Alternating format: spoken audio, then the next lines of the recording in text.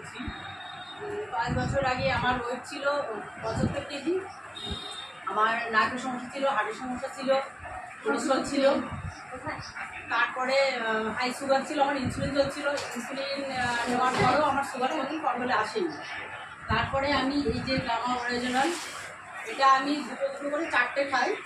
Plus আমি এই গ্লাইসিয়াম protein পাউডারটা, এটা আমি 1 চামচ করে খাই। এটা প্রতিদিন এটা খাওয়া হচ্ছে। তারপরে আমি নিউট্রিচার্জ এই ওমেনটা খাচ্ছি।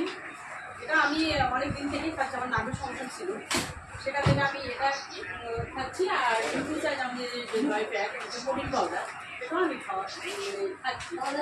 খেয়ে আমি এখন এত ভালো, মানে এত সুস্থ আছি, এত ভালো আছি। আর আপনারা সবাই দেখতে পাচ্ছেন আমার ওয়েটও কমে গেছে। আমার এখন 55 কেজি ওয়েট এসছে।